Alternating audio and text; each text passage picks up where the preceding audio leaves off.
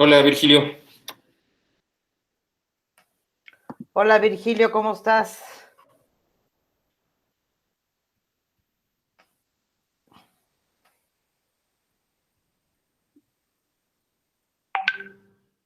no te escuchamos.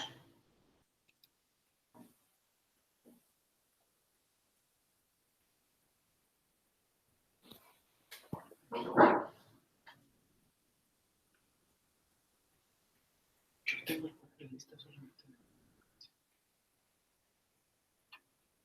Fue de la única que entregué fue la de mayo. ¿La última de mayo? Ah, las otras tres no las tengo.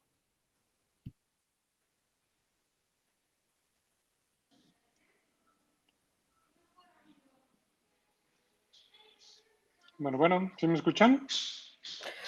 Ahorita Listo. sí. Perfecto.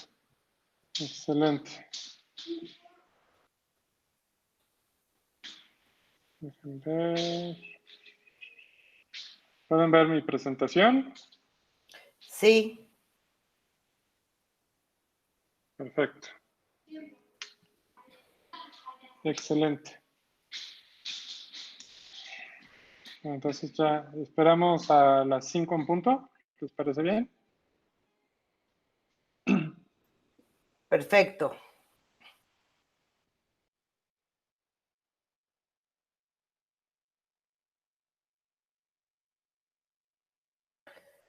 Si me lo permites, Virgilio, yo te voy a presentar. Sí, muchas gracias.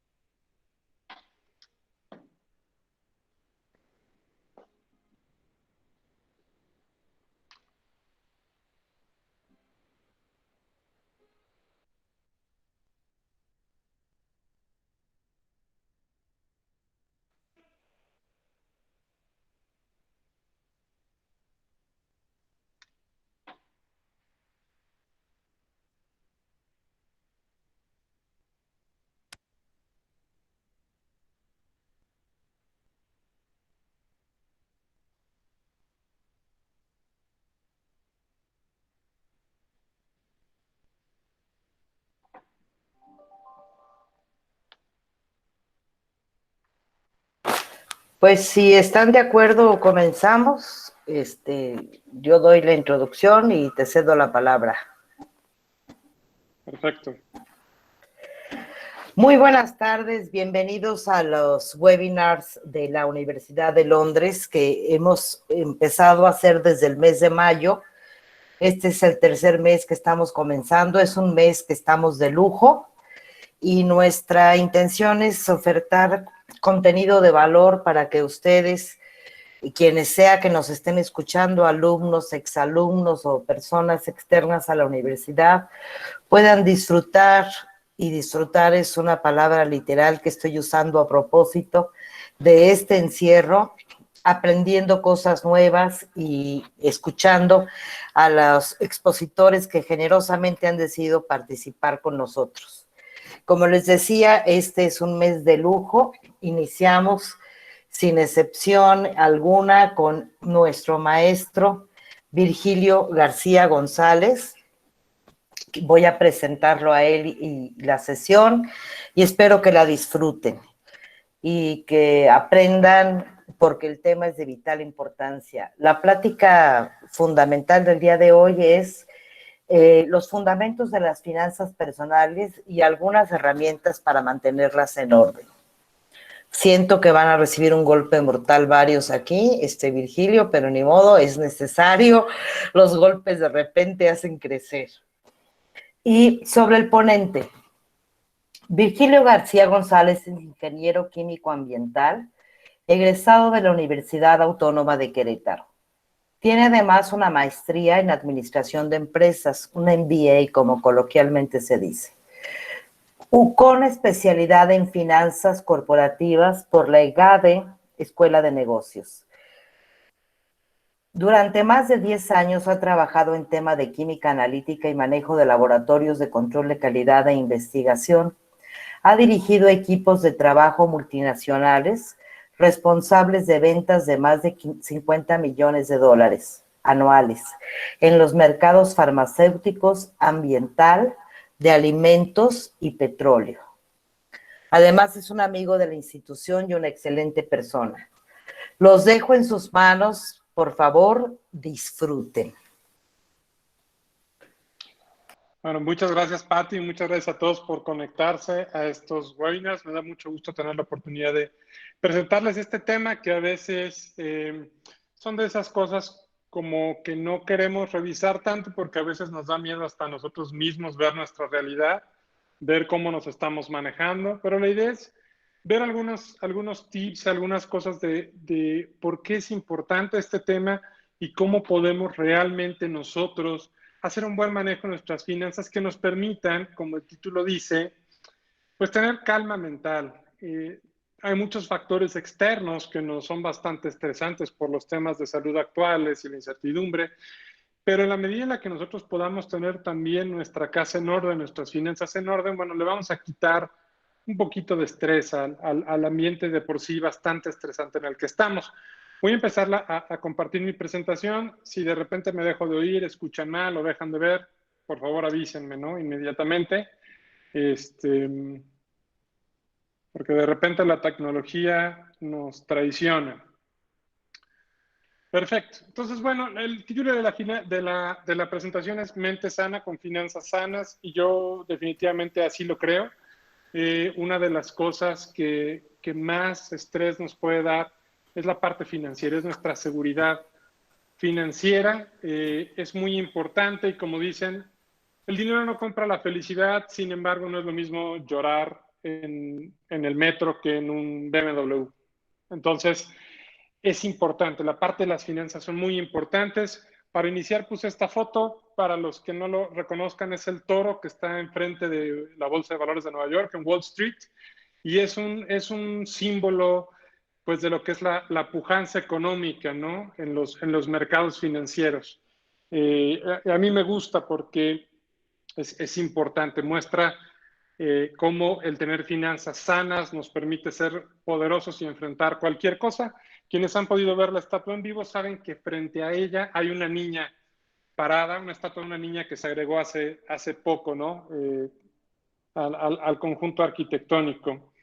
Normalmente yo cuando doy pláticas o doy cursos siempre pongo alguna frase que me gusta de algún personaje interesante y hoy no va a ser la excepción. Y estoy poniendo esta frase de uno de los grandes escritores, Oscar Wilde, que decía: cuando yo era joven, yo pensaba que el dinero era la cosa más importante en la vida. Ahora que estoy viejo, estoy seguro que así es. Para los que no sepan algo de la vida de Oscar Wilde se consideraba el dandy de la época, era de los personajes más elegantes y más influyentes en la sociedad de su época, y aún así, a pesar de ser un gran escritor y de que fue muy exitoso en su época, murió en la pobreza, incluso estuvo en la cárcel por algunos escándalos en su vida personal. Entonces, creo que es muy importante lo que decía Oscar Wilde, porque es cierto, aunque tenemos visiones idealistas y siempre pensamos que en el futuro nos va a ir mejor, la mejor forma de que el futuro realmente sea mejor es que nosotros estemos preparados en el presente. ¿Sí? Eso es muy, muy importante, y por eso me gusta mucho cuando doy alguna plática de finanzas o de planeación financiera, mencionar esta frase de Oscar Wilde, porque me parece muy, muy cierta. Creo que atrapa muy bien este concepto de que si queremos realmente tener paz mental o tener en cierta medida paz, es importante cuidar la cuestión de nuestras finanzas, obviamente personales y de matrimonio, de familia, etcétera. Pues a mí me gusta mucho, mucho esta frase de Oscar Wilde. Vamos a empezar con un poquito del tema de definiciones. Y primero veamos qué es la definición de las finanzas. Y las finanzas hablan de cómo nosotros vamos a manejar nuestros recursos. Usualmente se piensa solo en el dinero, pero aunque es nuestro activo más importante es el dinero, no necesariamente es nuestro único recurso ni lo único que nosotros deberíamos estar manejando. Por supuesto que el conocimiento también es un activo, quizá el activo más importante que tenemos, y también se puede aprovechar. La cuestión aquí es que el dinero es un activo líquido, es algo que nosotros podemos usar y cambiar inmediatamente por productos y servicios, mientras que el conocimiento o tener una casa o tener un auto no son cosas que inmediatamente podamos cambiar para pagar cosas, ¿no? Obviamente incluye muchas actividades. Esto incluye actividades como la inversión, que desafortunadamente es algo que no ha permeado mucho la cultura en México. Es poco común. Se piensa que la inversión es solamente para la gente que tiene un capital muy grande, que tiene mucho dinero o que tiene muchos conocimientos. No es así. Ya hay muchas opciones de inversión que se pueden hacer. Otra parte que incluye es el ahorro. Vamos a ver que es diferente. Una cosa es ahorrar y otra cosa es invertir. No es lo mismo, ni tienen la misma función el ahorro que la inversión. También el manejo de presupuestos, que vamos a ver que es clave. Una de las cosas que nos cuesta mucho trabajo es hacer un presupuesto realista y después apegarnos a él. Vamos a ver que esa es una de las partes fundamentales y que es muchas veces muy complicado nosotros adaptarnos a nuestro presupuesto y hacer un presupuesto realista. Después está la parte de predicción. De una u otra forma, para nosotros balancear nuestro presupuesto, para decidir dónde vamos a poner nuestro dinero o nuestros recursos, tenemos que poder tener una idea más o menos aproximada de qué va a pasar. Es decir, yo estoy planeando en el futuro tener más hijos, estoy planeando casarme, estoy planeando retirarme, estoy planeando, no lo sé. Tengo que tener una cierta predicción de qué voy a hacer yo en el futuro y también de qué va a pasar. Yo creo que el dólar va a subir y entonces me convendría, ahorrar o invertir en dólares o en alguna otra divisa. Yo creo que las tasas de interés van a bajar y entonces me conviene, si quiero hacer una inversión o comprar algo caro, esperar a que la tasa de interés sea menor, pensando en que va a seguir bajando, etcétera, ¿no? También obviamente están las actividades de préstamo y de endeudamiento, aunque usualmente y de hecho nosotros no debiéramos prestar dinero pensando en recuperar dinero. Bueno, siempre eventualmente se puede hacer algún tipo de préstamo a algún familiar o algún conocido. Hay que considerarlo, es parte de nuestras finanzas, es nuestro dinero. Y por el otro, el tema del endeudamiento, que aunque usualmente se considera que lo ideal es no tener deudas, vamos a ver que no necesariamente es cierto. Hay veces que vale la pena aprovechar Si algo está, por ejemplo, a meses sin intereses y yo de todos modos lo voy a comprar, quizá el dinero que pensaba gastar en comprarlo, lo puedo invertir en otras cosas y aprovechar el financiamiento que generosamente el banco me está dando sin cobrarme nada a cambio. A mí se lo está cobrando seguramente a alguien más. Y finalmente las finanzas representan el manejo y los procesos también obtenidos, requeridos para obtener los fondos que necesitamos. Aunque esto normalmente es una definición que se encuentra en la parte de finanzas corporativas, el manejo de las finanzas en sus fundamentos es igual en una casa que en una empresa que en un país. Se tienen recursos económicos que son finitos, se tienen gastos que se deben de programar y se tienen ingresos que se pueden o se deben de estimar. Y lo que tenemos que hacer es cómo puedo asegurarme de tener recursos tales que me permitan cumplir con todos los gastos que quiero y o debo hacer sin endeudarme. Eso sería lo ideal. El mundo ideal sería que yo gane más de lo que gasto, si lo quieren ver de una forma coloquial. Otro asunto importante, si tienen alguna duda, pues con gusto me pueden interrumpir.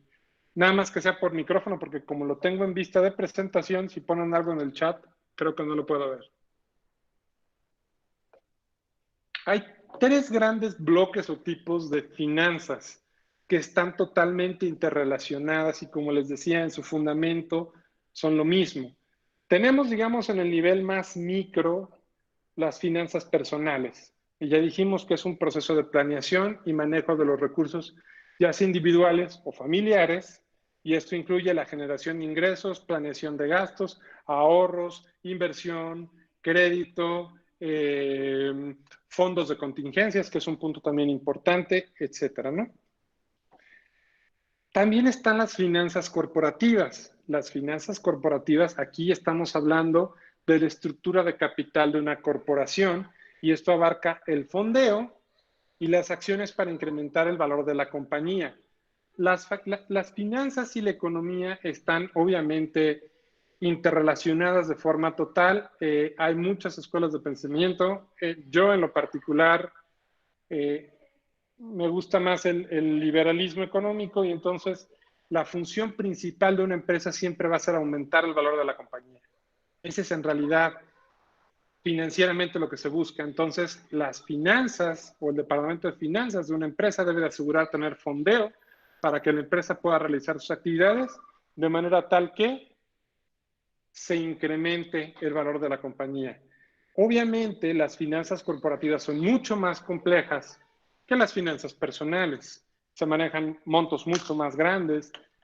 Aquí hay más jugadores, puede ser que sea una compañía privada donde haya solamente un dueño o una familia de dueños, o puede ser que sea una empresa pública que tenga otro tipo de requerimientos legales que se tienen que cumplir. Entonces, esto hace que sea mucho más complejo. Las herramientas que se utilizan son mucho más complejas. Algo importante en las finanzas corporativas es que normalmente, y digo normalmente, no necesariamente, las corporaciones tienen diferentes sedes que pueden estar incluso en diferentes partes del mundo, lo cual hace que el manejo del fondeo sea más complejo y la estructura también sea mucho más compleja. Normalmente, cuando hablamos de finanzas personales, pues hablamos de una sola casa o de una sola familia y no tenemos que estar pensando en que la casa o una parte de las finanzas están en Estados Unidos y otras partes están en México, aunque pudiera ser el caso, ¿no? Como les decía, su principal objetivo al final es maximizar el valor del negocio, especialmente si es una compañía pública. La función de los ejecutivos de una compañía pública, es decir, que cotiza en bolsa, siempre va a ser aumentar el valor del precio de las acciones. Esa es, al final de cuentas, su principal función. Si nos vamos todavía a un nivel más macroeconómico, están las finanzas públicas o gubernamentales. Y aquí estamos hablando del manejo de los ingresos y los gastos y la deuda que tiene un país. Obviamente, el nivel de complejidad es todavía mayor porque hay muchos más factores. En las finanzas gubernamentales, el fin del gobierno no es aumentar el valor de sus activos o el valor del país.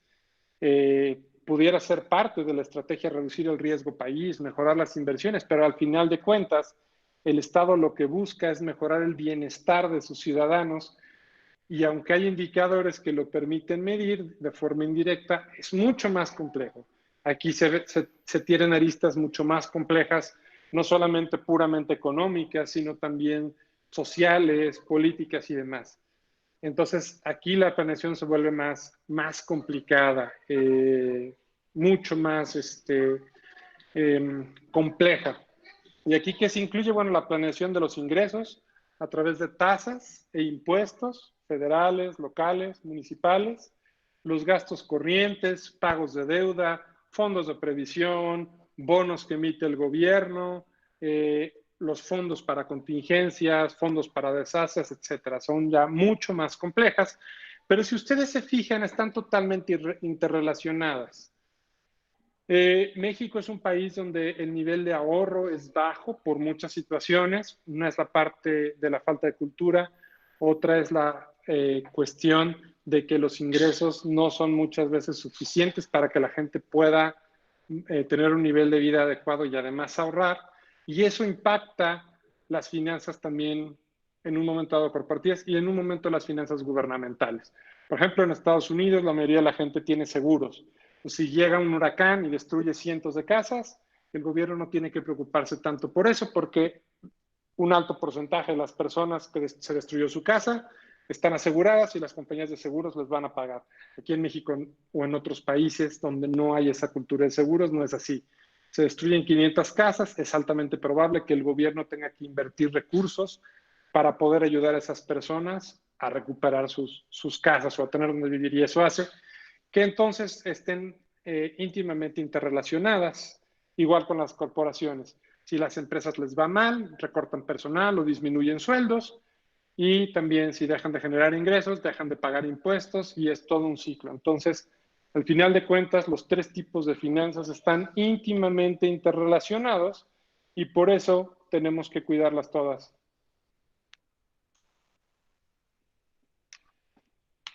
Muy bien. ¿Cómo se componen o cuáles son los componentes que están dentro de nuestras finanzas principales? Hay 5 principales, aunque pueden subdividirse en muchos. Por un lado tenemos nuestros ingresos. ¿Cuáles son nuestros ingresos? Bueno, podemos tener una o varias fuentes de ingresos, que son, obviamente puede ser nuestro salario, renta si es que tenemos alguna casa que rentamos, alguna pensión si es que ya somos jubilados, alguna inversión que tengamos y que nos deje réditos, algún negocio extra que tengamos, todos los ingresos, todo lo que nos aporte dinero son nuestros ingresos. Y obviamente son sumamente importantes porque es la base de cuánto recurso tenemos para poder gastar. La segunda parte es el gasto. Y en el tema del gasto, algo que cuesta mucho trabajo es ser asertivos en nuestros gastos, porque hacemos muchos gastos hormiga que a veces no registramos y que los pasamos por alto porque son muy pequeños, ¿no? Y dices, bueno, yo pago 160 pesos de Netflix y pago 80 pesos de Spotify y pago, me compré unas papitas y una coca y me gasto 50 pesos y son poquitos, pero entonces si nosotros los analizamos y decimos, sí, pero si yo me gasto 50 pesos diarios en papitas o en un café y lo multiplico por 20 días hábiles al mes, entonces ya son 1,000 pesos, entonces ya 1,000 pesos ya no es tan poquito. Y si yo sumo todos mis gastos chiquitos de streaming o de cosas que compramos por suscripción, a lo mejor por separado son pequeños, pero juntos pueden formar una masa de gasto importante. Entonces, en el tema de los gastos, todos los gastos cuentan. No hay gastos, por más pequeñitos que sean, que no cuenten. Otra de las cosas que tendemos a hacer es a los gastos que se consideran fortuitos, no colocarlos en nuestra planeación, cuando también son gastos y tenemos que considerarlos, por supuesto. Después el siguiente componente que tenemos son los ahorros. Caray, aquí lo puse 2 veces. Está mal, debe ser ahorros y el otro debe ser inversión. Les comentaba que los ahorros y la inversión, denme un segundo. Ya, los ahorros es el dinero que nosotros tenemos guardado en cuentas y que podemos hacer de una u otra forma líquido relativamente fácil. Es decir, yo tengo aquí en este momento en mi cartera 500 pesitos y tengo ahorrados en mi cochinito 1000 pesitos, o tengo una cuenta y ahí tengo ahorrados 2000 pesitos. Y esos son mis ahorros siempre y cuando ese sea dinero que yo no estoy destinando a gastar, sino que lo estoy guardando. Es dinero que estoy guardando. No confundir con el dinero que tengo en mi cuenta corriente para hacer los gastos. Por lo otro lado tenemos las inversiones. Ojo, la inversión y el ahorro no es lo mismo. Normalmente las inversiones son instrumentos que no se pueden hacer líquidos inmediatamente. Por ejemplo, yo tengo 5,000 pesos en el banco en un pagaré a 28 días. Eso es una inversión. ¿Por qué? Porque si algo fortuito sucede hoy, yo no puedo ir al banco y obtener ese dinero. Tengo que esperarme a que termine el plazo. Y voy a recibir un rédito por él que seguramente va a ser mayor que el que me da mi cuenta corriente. Entonces, en inversiones pueden ser instrumentos financieros como acciones,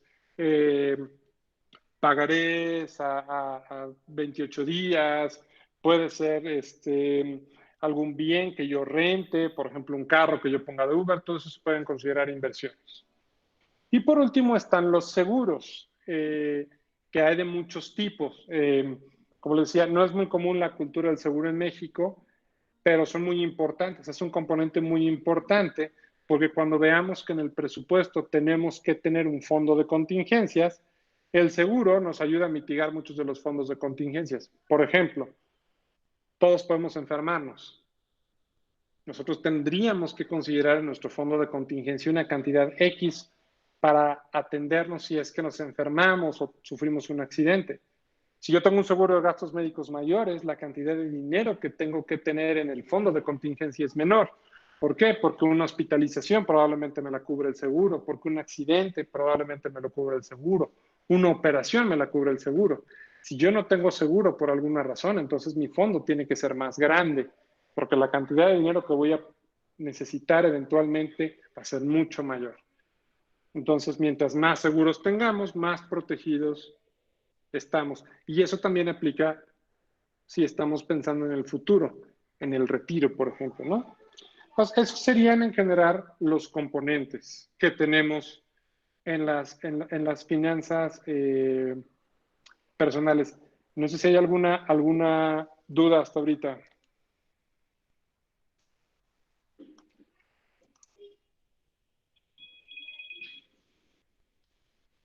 ¿No?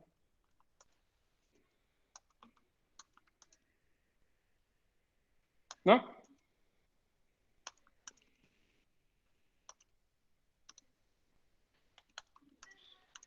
Bueno, voy a seguir entonces.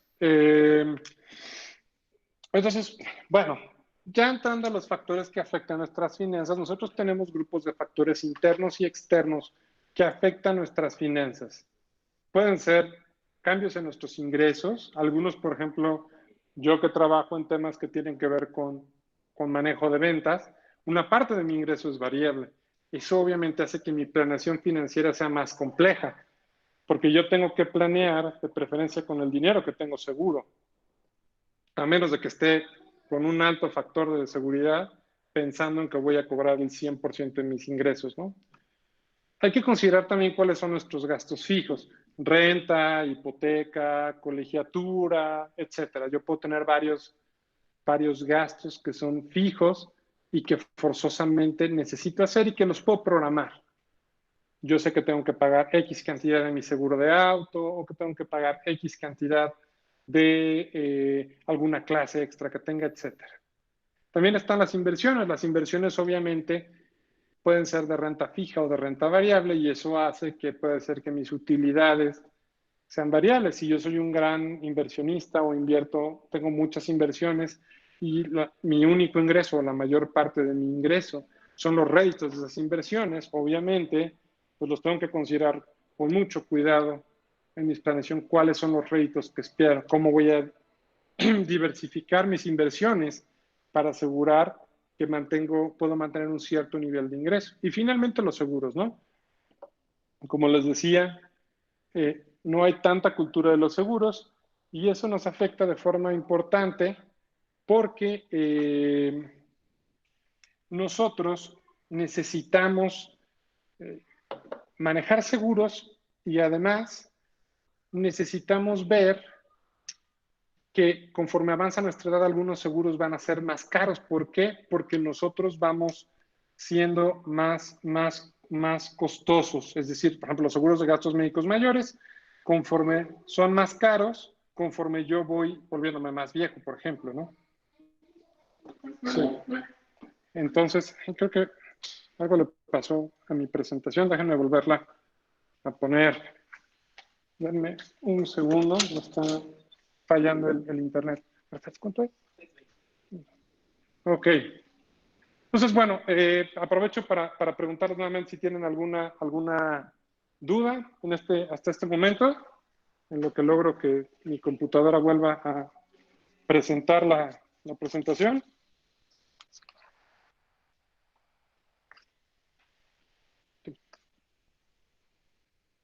No. A ver, déjenme pelearme con sí, con mi internet. A ver, déjenme ver. Creo que ya me estoy viendo otra vez. Ya me estoy viendo otra vez, sí. A ver. Bueno, perfecto. Creo que ya se ve otra vez la presentación. Estos son lo que tiene que ver con los factores internos que nosotros tenemos. Ahora, también están los factores externos con los que nosotros no tenemos control. Podemos preverlos o tratar de preverlos, podemos establecer mecanismos para tratar de mitigarlos, pero al final de cuentas nosotros no los podemos controlar. Uno de ellos es la inflación, obviamente, que es cuánto suben los precios, cuánto sube la luz, cuánto sube la gasolina. Eso no lo controlamos, pero tenemos que preverlo. Por ejemplo, es una parte importante de mi ingreso es que yo soy Uber, por ejemplo, trabajo en Uber, pues obviamente las variaciones en el precio de la gasolina me afectan directamente mi ingreso. Yo no controlo eso, pero tengo que tenerlo en cuenta. Otro es el crecimiento económico. Si yo estoy, o mi negocio, que la mayoría lo está atado al crecimiento económico, es decir, si el país crece, yo voy a poder vender más, eso no lo controlo, pero tengo que tenerlo en cuenta. También está la paridad cambiaria. Si yo me dedico, por ejemplo, tengo un negocio y yo vendo productos que importo de China o de Estados Unidos, pues la paridad cambiaria puede afectar drásticamente mis ingresos. ¿Por qué? Porque si yo hoy estoy comprando a 20 pesos por dólar los productos que vendo y que tengo en mi página de internet o que vendo en Amazon o que vendo en mi negocio, pero el dólar se va a 22 pesos, yo ya tengo un impacto del 10% en mis ingresos, que pudiera ser muy grave. Si yo aparte tengo compromisos, ya tengo pedidos hechos que yo hice pensando en una paridad peso-dólar o yuan-dólar o la moneda que sea, y la moneda cambia, pues automáticamente eso afecta mis finanzas personales o las de mi negocio. Otro punto importante son las restricciones gubernamentales. Si las reglas del juego que hace el gobierno cambian, pues eso también puede afectar mis finanzas, ¿no? Hay nuevos impuestos, hay nuevas tasas impositivas, algún tipo de negocio que yo antes hacía ya no se permite hacer, etcétera. Eventos catastróficos para los que estamos en la Ciudad de México, por ejemplo, los terremotos, son eventos catastróficos que no se podían prever fácilmente. La misma pandemia de COVID es algo que no era fácilmente preveíble. Hace 6 meses nadie se hubiera imaginado que iba a llegar una pandemia con estas consecuencias. Y obviamente los accidentes, ¿no? Que al final de cuentas los accidentes suceden y nos pueden afectar gravemente nuestra planeación, ¿no? Todo puede estar muy bien, yo puedo tener finanzas sanas, pero se me olvidó pagar el seguro de mi carro, salgo de mi casa y le pego un BMW y entonces ni vendiendo el carro me alcanza para pagar, ¿no? Y si aparte el carro es el que yo uso para trabajar, entonces lo vendo para pagar y me quedo sin fuente de ingreso, etc. Entonces, todo eso afecta a nuestras finanzas y tenemos que considerar. Este libro se los recomiendo enormemente que lo lean. Hay versión en español, si no mal estoy, hay versión digital, hay versión impresa. Se llama Economics in One Lesson. Es un escritor que ya murió que se llamaba Henry Hazlitt. Y Henry Hazlitt, junto con varios de los personajes que están ahí en la lámina que pongo, que son Menger, Mises, Hayek, Rothbard, Hope, son lo que se llamaba la escuela austríaca de la economía.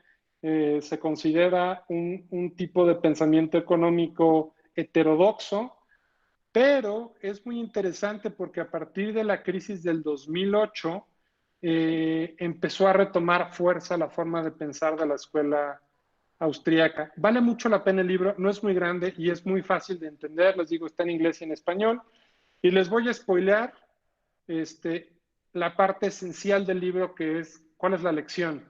Y la lección es que el arte de la economía, y esto aplica a cualquier nivel, consiste en mirar no únicamente los efectos inmediatos de una decisión o de un acto o de una política, sino también los efectos de largo plazo que esa acción van a tener. Y no solamente ver sus consecuencias, ya dijimos, en el corto, pero también en el largo plazo, y no solamente en una persona o en un grupo de personas, sino en todos los grupos. Si yo esto lo llevo a mi casa, por ejemplo, cuando yo tomo una decisión de dónde poner mi dinero, qué hacer con el dinero, tengo que pensar no solamente en las consecuencias inmediatas, sino a mediano y largo plazo, y no solamente las que va a tener en mí, sino las que va a tener en el resto de los dependientes económicos que tengo a mi cargo o que están en mi familia. Entonces eso es bien importante porque a veces tomamos decisiones pensando solamente en el corto plazo, sin ver las consecuencias que tienen a futuro o sin fijarnos cuáles son los impactos que tienen en las personas que están a nuestro alrededor. Entonces, se los recomiendo ampliamente, vale mucho la pena. Cuando yo lo compré, creo que me costó la versión digital como 160 pesos. Vale mucho la pena. Si quieren algo un poquito más simple y un poco menos teórico, hay un libro de un economista muy bueno mexicano que se llama Macario Esquetino, que se llama Economía en un día, si no mal estoy. También es sumamente simple. Vale la pena. Al final de cuentas, la economía es la base de las finanzas, ¿no? Entonces, bueno, vamos moviéndonos un poquito más hacia adelante a la parte económica de cómo estamos, nada más para tener una idea. Tabla que a lo mejor algunos de ustedes las vieron en las noticias o en el periódico, son las proyecciones que hizo en el mes de junio el Fondo Monetario Internacional sobre qué iba a pasar con la economía en el 2020 y en el 2021. El panorama es bastante pesimista. Como saben, estamos en la peor crisis en más de 100 años a nivel mundial debido a la pandemia.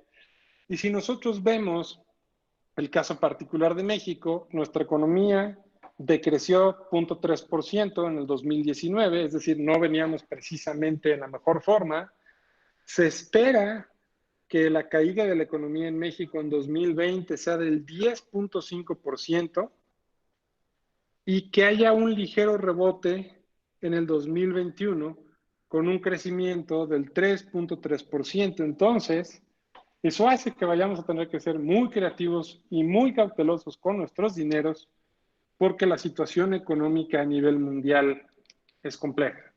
Es compleja la situación en México, se ve compleja, pero si ustedes revisan todos los demás países, realmente ninguno se salva, ¿no? Incluso las grandes potencias como Francia o Italia o España, que son economías mucho más grandes que la nuestra, están pensando en caídas de hasta casi el 13%. Entonces, se espera un panorama pesimista a nivel global. México es una economía que se va a ver afectada, tenemos que considerarlo, y el crecimiento será modesto. Otra de las cosas que algunos analistas ven es que es altamente probable que a finales de año haya un rebrote en la pandemia de COVID que haga que la economía se vea todavía más afectada. Entonces, todo eso, al final de cuentas, hay que considerarlo. Son factores externos que van a presionar nuestras finanzas personales. Este es un tema, esta es una gráfica también del Fondo Monetario Internacional que habla de los ingresos públicos y de los préstamos, básicamente lo que nos dice es qué tanto del dinero público el gobierno está invirtiendo en tratar de reactivar la economía.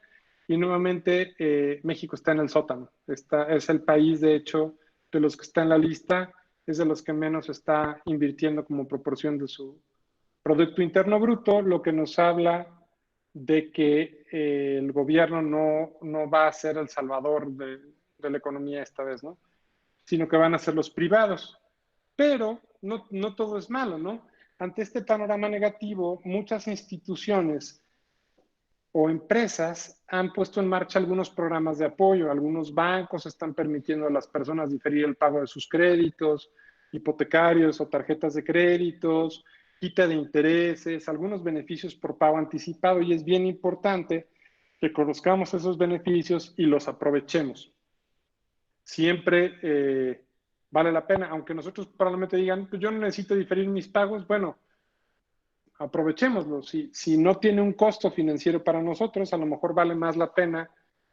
Si yo tenía que pagar mi hipoteca y puedo dejar de pagarla 3 meses, a lo mejor con ese dinero se lo pago en mi tarjeta de crédito o alguna otra deuda que tenga, y así optimizo el uso de mis dineros.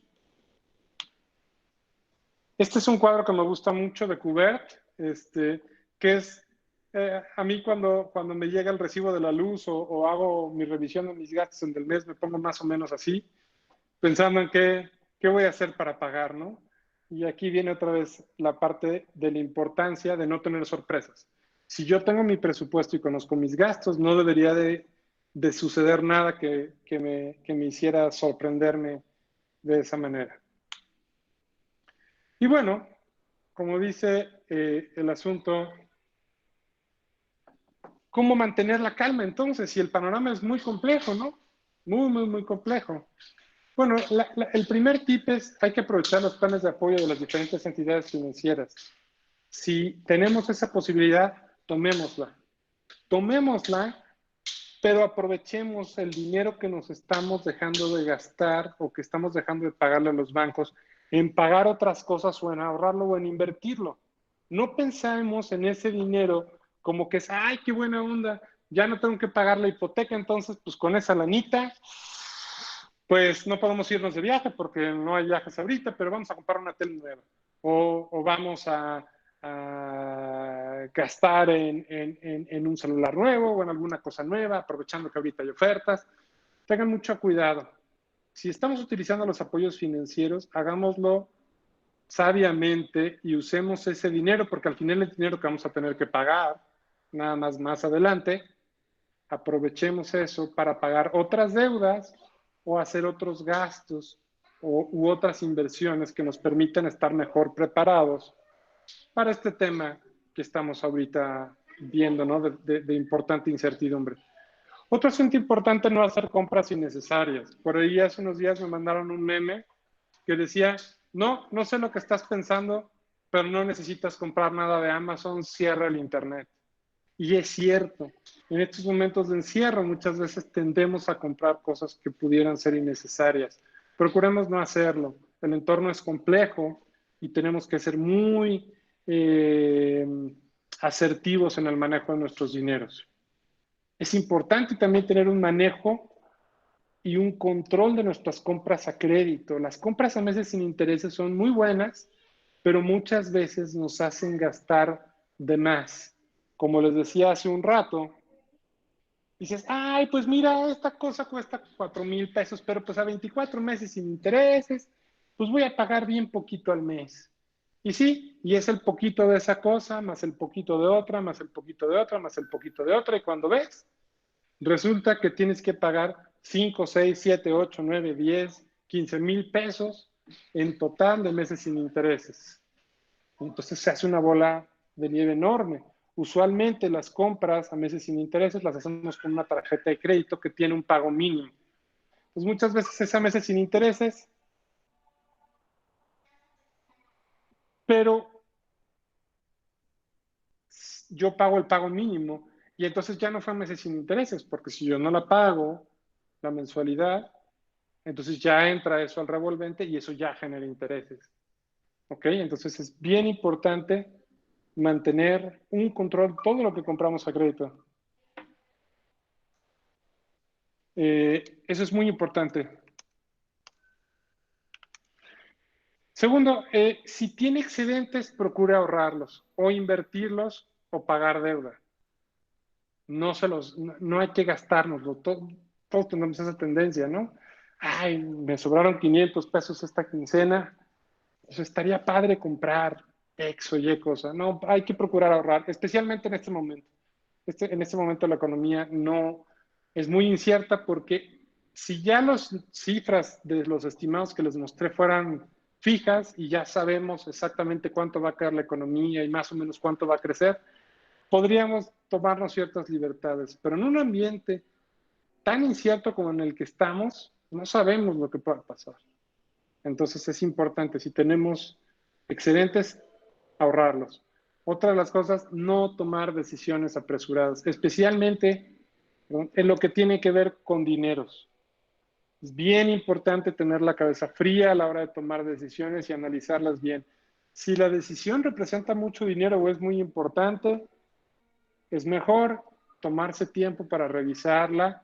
Y es más, de ser posible, si yo conozco a alguien que me pueda asesorar o incluso hay muchas empresas de asesoría en finanzas personales, revisarlo bien. Por ejemplo, si yo tengo un terreno y alguien me ofrece comprármelo y a lo mejor yo digo, pues sí, con ese dinero a lo mejor pago lo que debo del carro y liquido mis tarjetas de crédito. Bueno, pues hay que ver, hay que pensarlo. Es una operación grande. ¿Vale la pena? ¿Realmente me están pagando una cantidad justa? ¿No me convendrán esperarme 6 meses más, un año más, 2, 3 años más? Entonces, no hay que tomar decisiones apresuradas, hay que tomar las decisiones, especialmente las que tienen fuerte impacto, de forma calmada, con la cabeza fría. Y finalmente, aún en los momentos de mayor incertidumbre, siempre hay posibilidades de negocio. Siempre hay alguna posibilidad de negocio, hay algo que podemos hacer. Hay siempre algún área empieza a crecer más que otras, ¿no?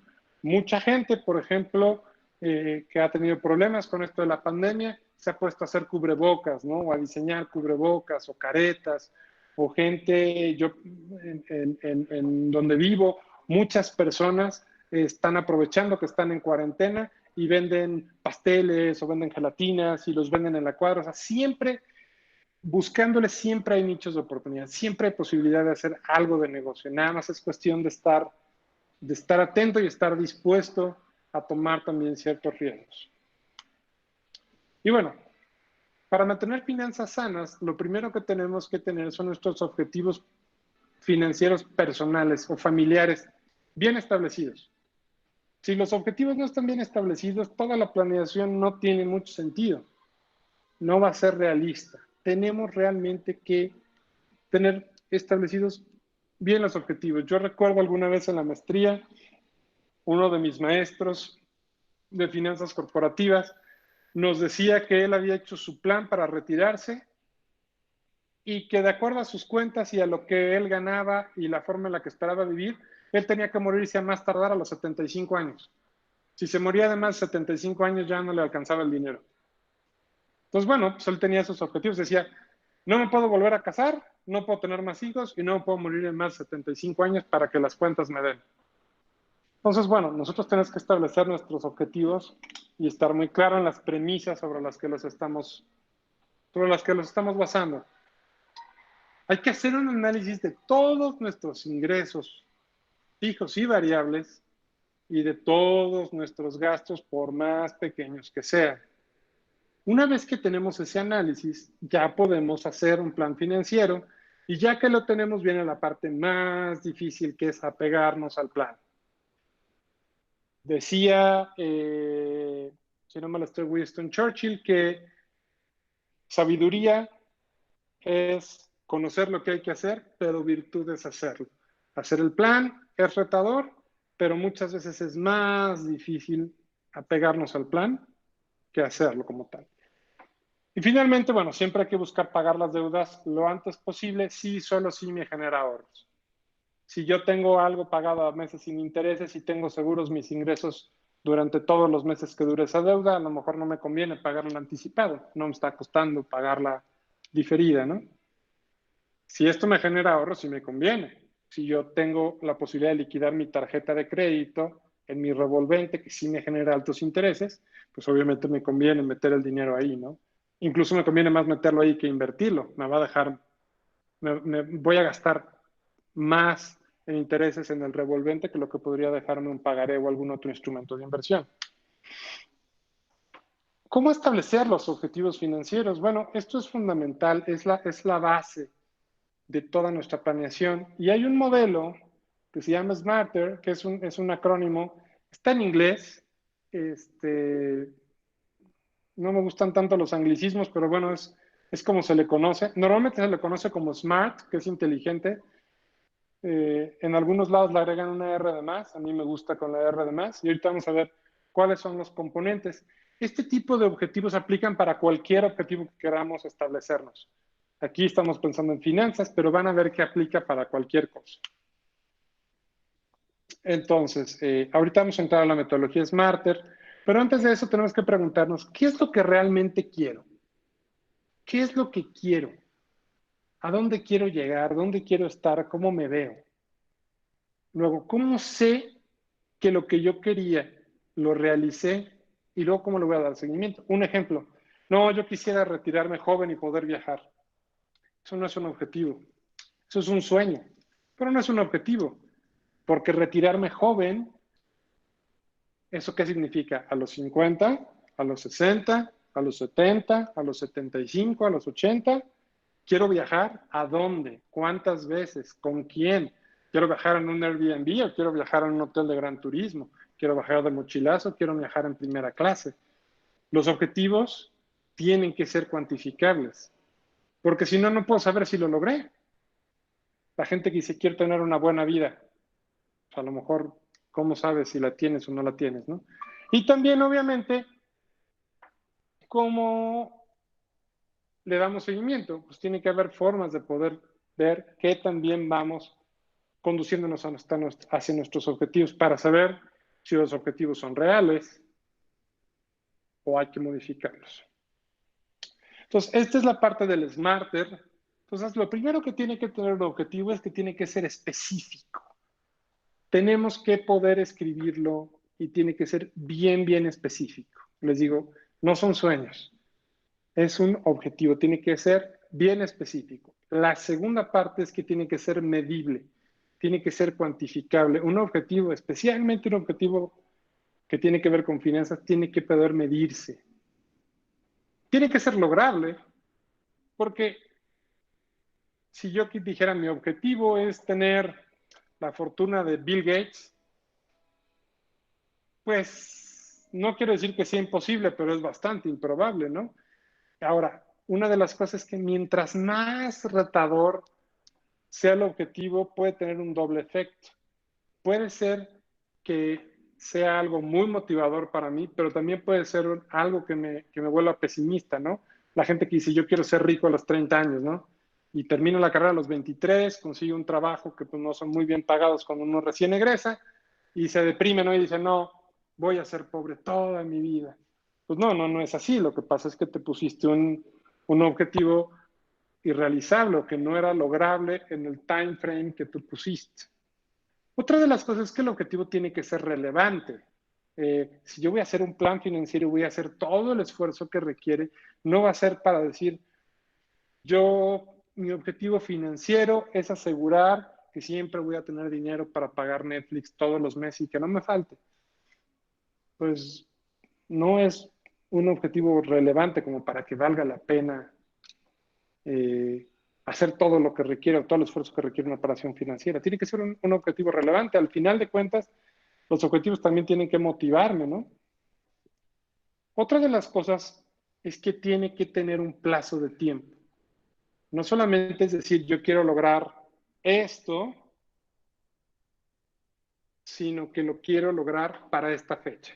Yo quiero poder retirarme a los 65 años con una pensión de 100,000 pesos al mes. Eso es específico y es medible. ¿Cuándo? A los 65 años. ¿Cuánto dinero? 100,000 pesos al mes. Perfecto. Entonces tiene que ser medible y tiene que tener un plazo de tiempo.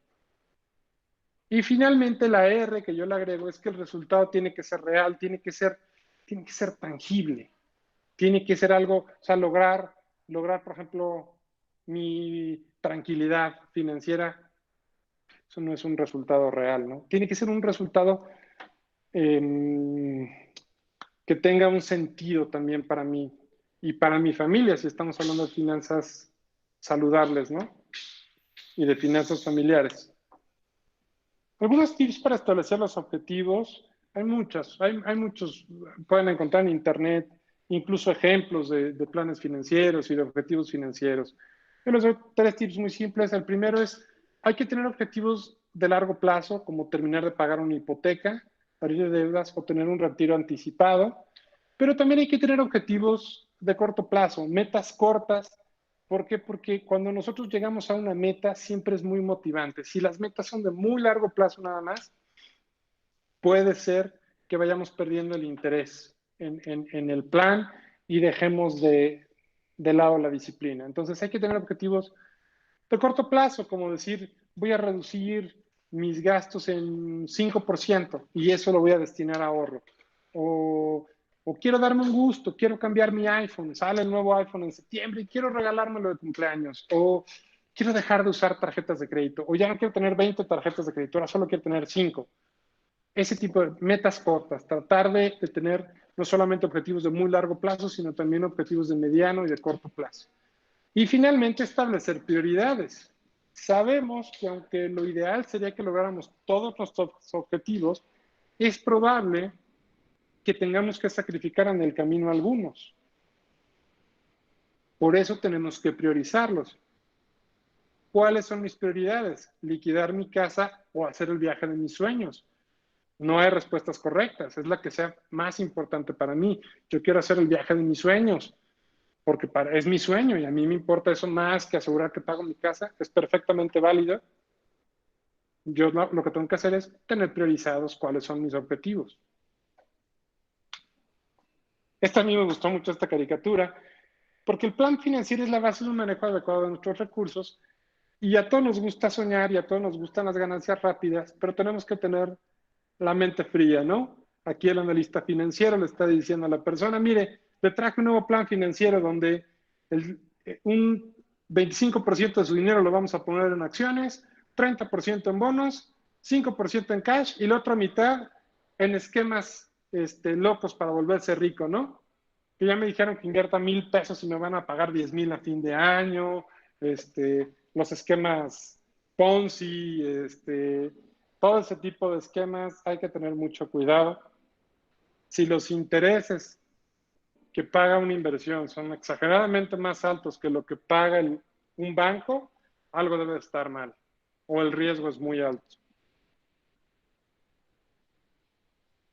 ¿Cómo construimos nuestro plan? Ya que tenemos los objetivos, hay que establecer hitos o milestones, como dicen los americanos, para ver cómo vamos en el objetivo. Es decir, yo tengo un objetivo, pero normalmente va a haber pasos intermedios.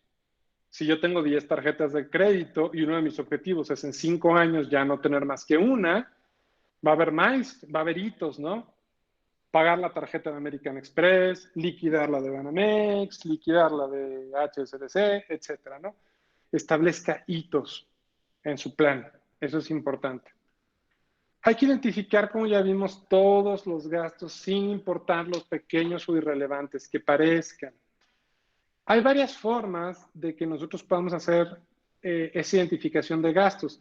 Ahora que la mayor parte de la gente manejamos o tenemos smartphones, hay una enorme cantidad de aplicaciones, tanto de pago como gratuitas en todas las plataformas, que nos permiten ir registrando nuestros gastos. Y esa es una muy buena forma. Si yo voy y pongo gasolina en el carro, saco mi libretita o saco mi celular y apunto, ¿no? Le acabo de poner 500 pesos de gasolina al carro hoy. Y entonces yo puedo ir analizando mis gastos e identificar gastos que yo hacía sin darme mucha cuenta que gastaba o que tenía sobreestimados o que había estimado que eran menores de lo que en realidad son. Hay que considerar también todos los ingresos y si son variables o fijos. mi salario, pero si tengo comisiones, bonos, fondo de ahorro, herencias que vaya yo a recibir, réditos, etcétera, todo eso lo tengo que considerar en el plan. Y finalmente, y muy importante, hay que considerar siempre tener un guardadito para contingencias, para todo lo que pueda suceder que es inesperado y que era difícil de prever. Este es un ejemplo de un plan de presupuesto hecho en Excel. Si ustedes tienen Excel, que la mayoría de la gente o muchos tenemos, ahí en Excel hay templates para manejo de presupuestos ya precargados que uno nada más puede ir llenando y son de gran utilidad para no tener que inventar el hilo negro, o también hay aplicaciones gratuitas que permiten hacerlo.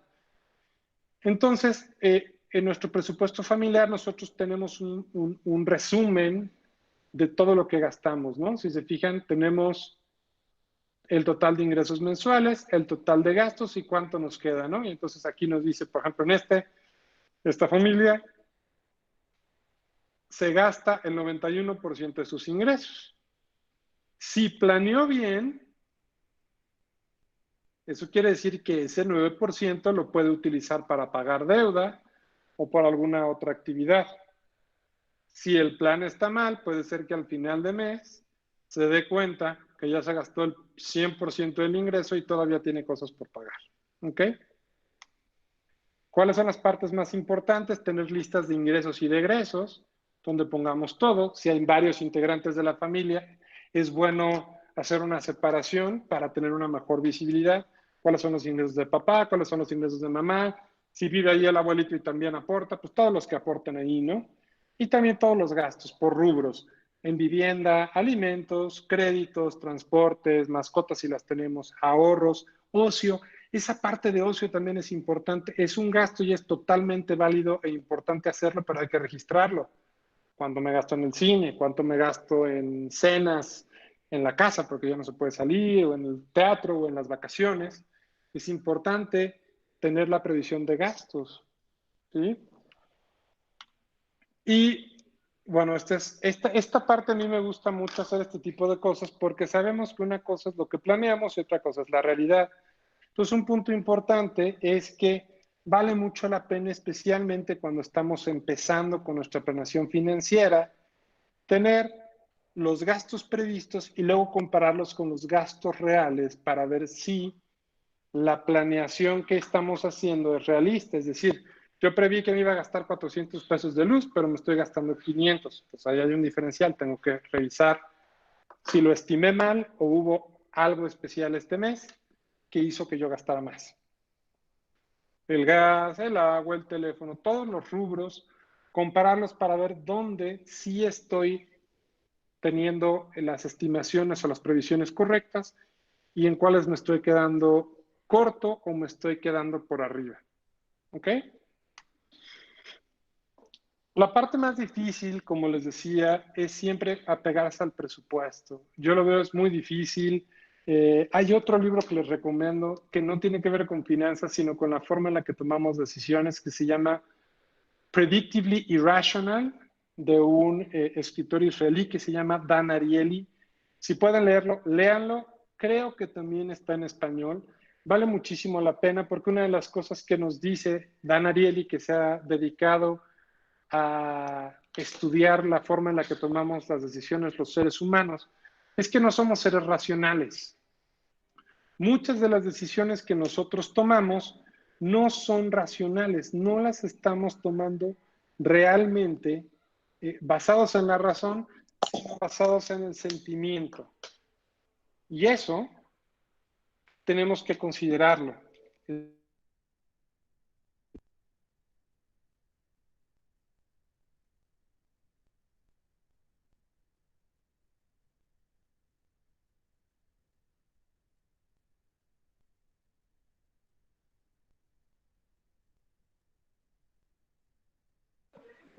¿Me escuchan? ¿Sí me escuchó? Sí, ¿Ya me escuchan? ya se escucha. Perfecto. Perdón, tuve un problema otra vez, es que estoy aquí peleando con el internet. Perdón. Una de las cosas que él explica, Dan Ariely, es que él hizo un experimento muy interesante donde ponía un kiss de estos de Hershey's y decía, quises 15 centavos y ponía al lado trufas linked en 25 centavos. Y la mayor parte de las personas tomaban la trufa, porque claro, por una diferencia de 10 centavos, te estás llevando un producto de mucha mejor calidad. Nadie lo pensaría, ¿no? La decisión racional sería comprar la trufa porque la diferencia es muy pequeña en comparación a la diferencia en calidad.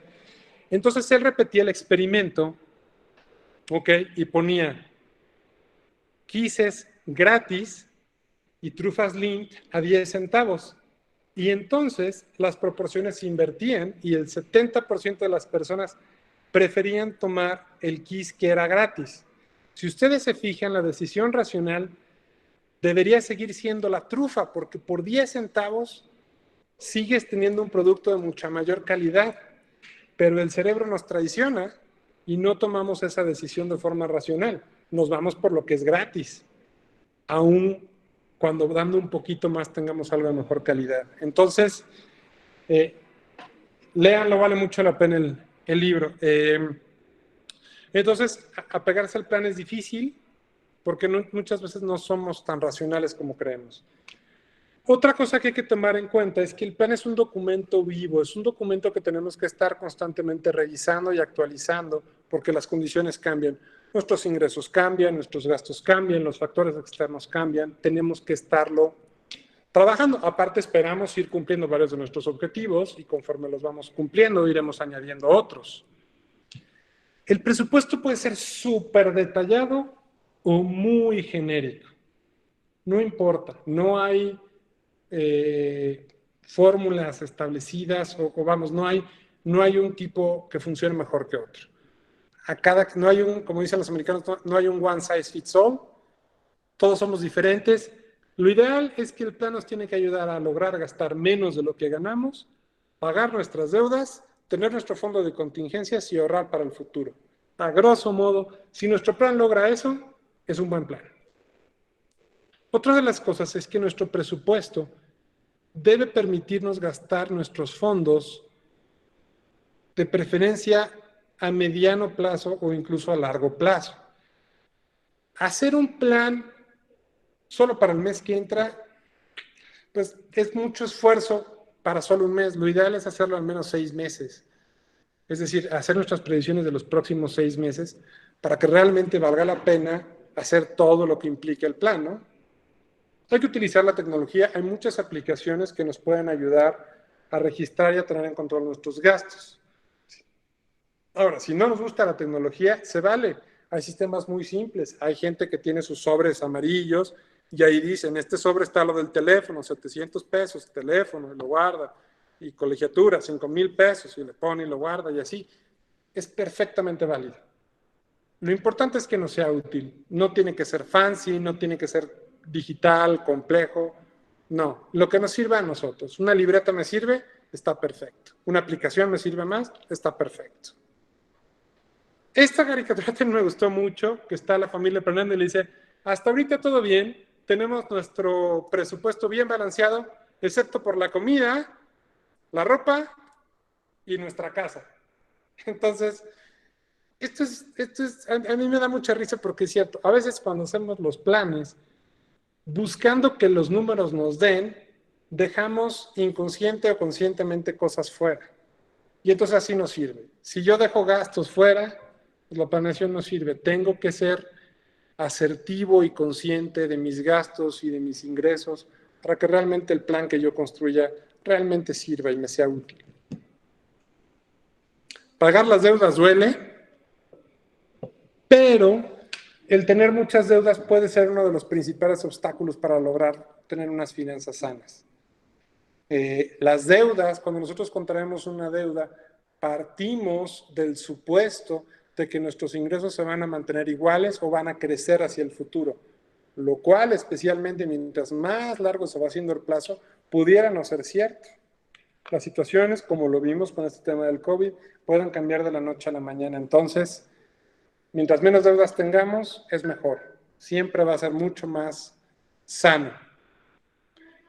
El plan de deudas también debe ser una prioridad en nuestro plan financiero.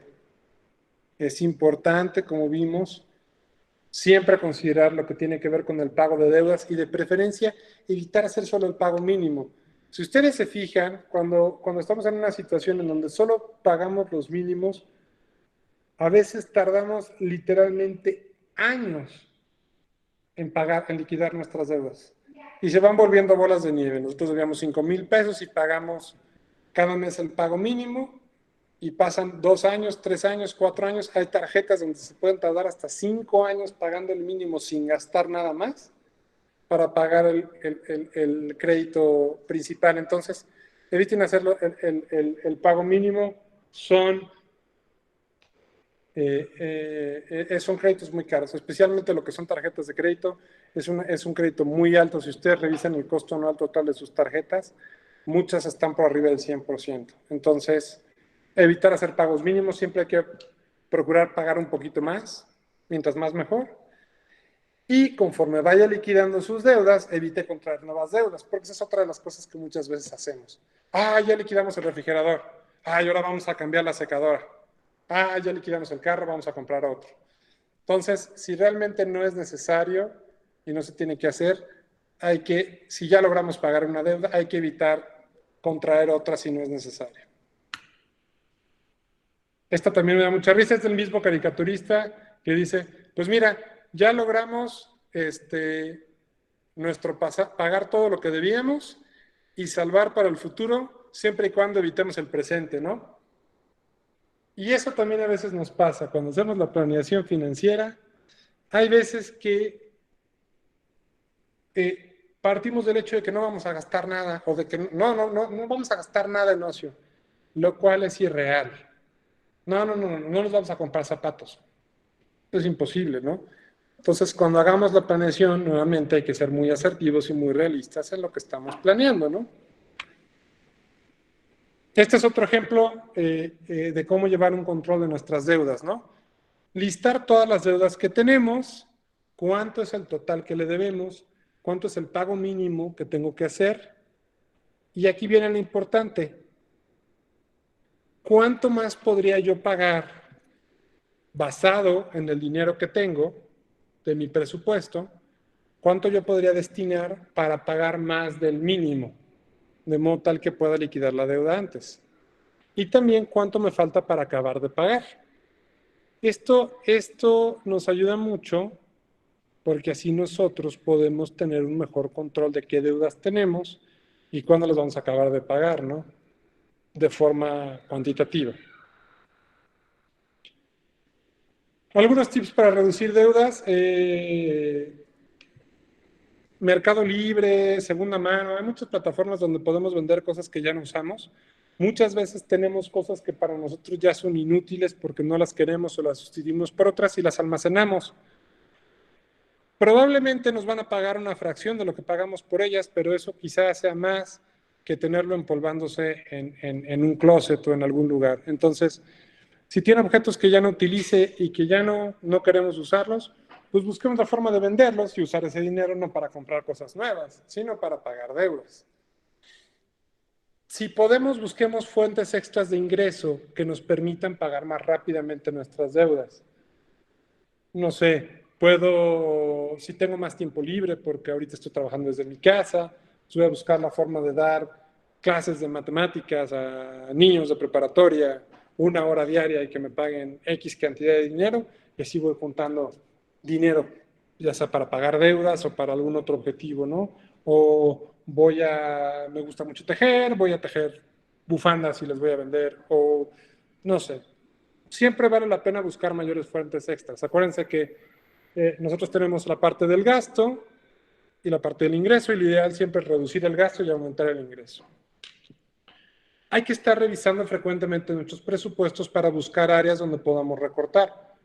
Les voy a poner un ejemplo. Yo estaba revisando mi recibo de teléfono y dije, a ver, yo pago tanto de teléfono y le pago 250 pesos a Netflix por mi streaming al mes. Pero mira, si yo le pago 150 pesos más a Telmex de lo que le pago al mes, tengo el mismo servicio de streaming de Netflix y me ahorro 50 pesos. Pues es una buena forma de recortar dinero, ¿no? tengo exactamente lo mismo, pero me estoy ahorrando 50 pesos.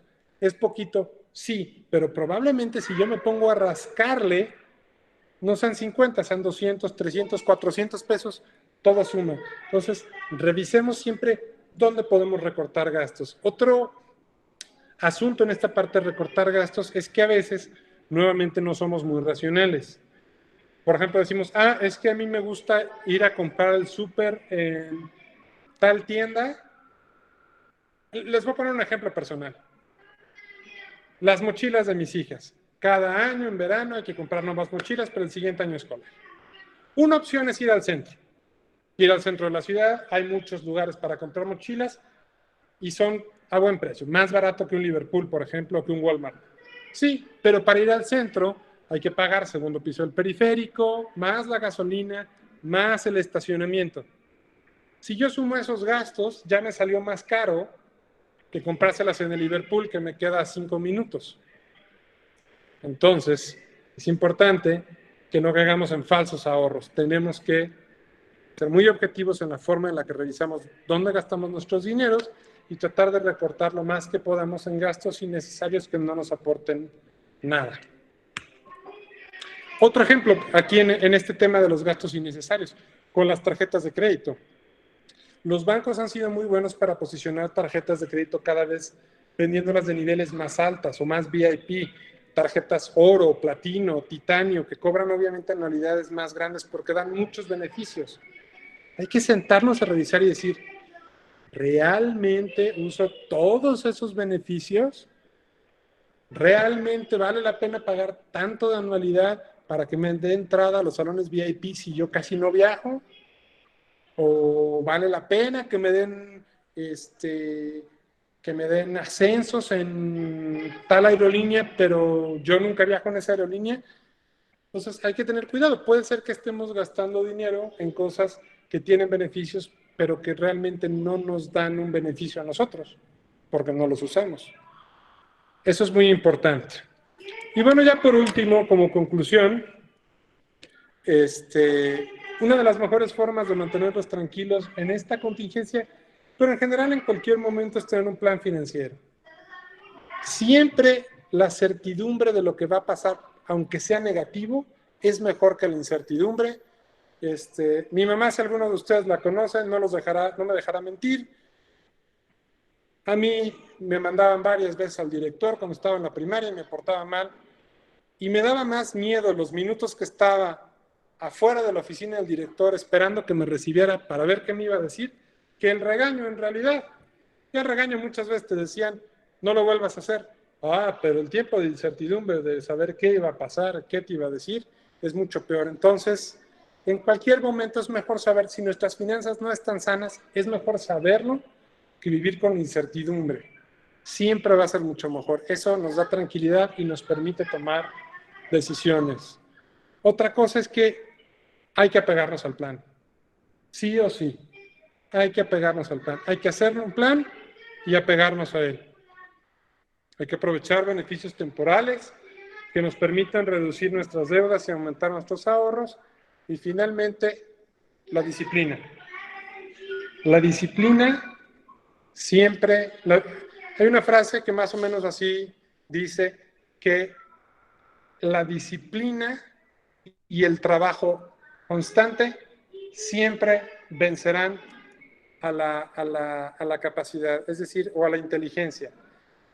Si yo soy constante y disciplinado, puedo obtener mejores resultados que una persona que pudiera tener más preparación que yo o pudiera tener más recursos que yo. Y pues bueno, ese ya es mi último slide. Nada más, rápidamente, quería enseñarles en Excel. Por si quieren empezar, un buen inicio es esta template que tiene Excel. Y aquí les permite, ya está creado y ustedes pueden ir generando aquí cuáles son sus ahorros, sus gastos, sus ingresos, y les va haciendo una gráfica y todo. Entonces, a mí me gusta cuando van empezando. Es muy simple, es muy entendible, ya está precargado en Excel, entonces es muy fácil empezarlo a manejar. Y bueno, es básicamente es lo que tenía para presentarles. No sé, alguna duda. Virgilio, muchas gracias por la exposición. Tu servidor José Antonio Ugalde, director ejecutivo de la universidad. Agradecerte la explicación. Se nota que te gusta mucho el tema, que lo dominas, pero sobre todo que lo transmites con mucha claridad, y los ejemplos que pones creo que nos fueron llevando de la mano porque nos empezamos a acordar. Patricia lo dijo al principio, varias pedradas, y yo creo que nos pusimos el saco en varios de tus comentarios. Si alguien del público que nos está haciendo el favor de escucharte, de verte, quiere hacer una pregunta, por favor manifiéstenlo. Sí, muchas gracias. De todos modos, cualquier cosa, me pueden buscar en LinkedIn por mi nombre. No van a encontrar muchos Virgilios García. Pues ahí me van a poder encontrar si tienen de repente cualquier duda. Y por ahí vi que sí había una duda, déjenme ver en el chat. Dice, la presentación se las puedo compartir, se la puedo compartir a José Carlos o a Pati o a los dos, y ya no sé si ustedes me pueden ayudar, Pati, a compartirlas a quienes se conectaron. Sí, Virgilio, la licenciada Huerta tiene un comentario, por favor, adelante. Hola, ¿qué tal? Buenas tardes. Maestro, pues primero que nada, lo quiero felicitar por su explicación tan clara, tan precisa, de la manera en la que nos está explicando de cómo llevar nuestras finanzas. Yo tengo una inquietud, maestro. Me gustaría conocer qué opina usted sobre las cajas populares. ¿Qué pasa con ellas? ¿Son confiables? ¿Nos podremos apegar a ellas en determinado momento? Es decir, ¿cuál es su opinión, maestro? Gracias. Sí, muchas gracias. Depende de las cajas populares. En general, las cajas populares son un buen instrumento. A veces tienen tasas de interés que pudieran ser menores o requisitos no tan estrictos como los bancos.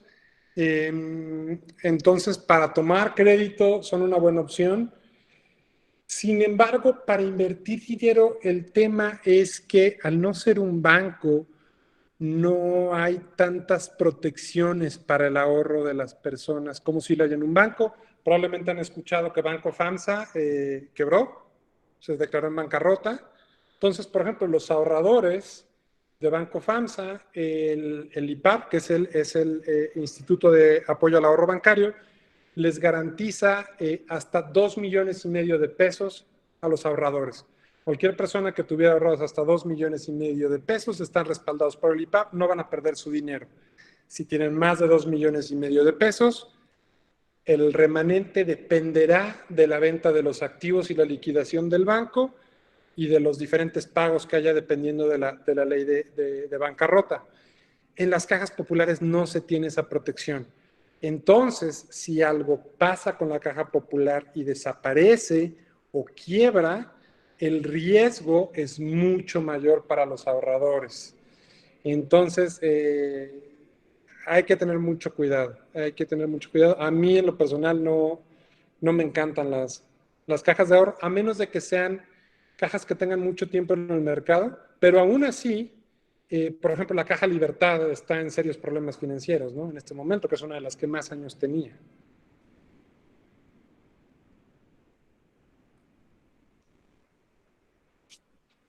Gracias, Virgilio. No sé si ¿Alguien más tiene algún comentario o alguna pregunta?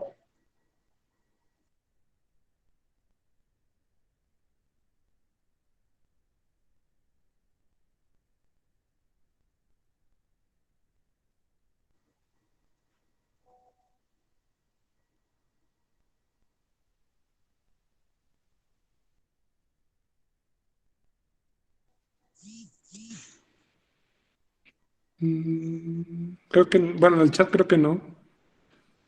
Bien, en el chat viene el tema de la presentación, ya no la vas a compartir y aquí se queda resguardada, y por supuesto la presentación de Virgilio está grabada en los próximos días, ¿Mm? si no tienes inconveniente, Virgilio, se va a estar compartiendo en redes para que conozcan un poco más.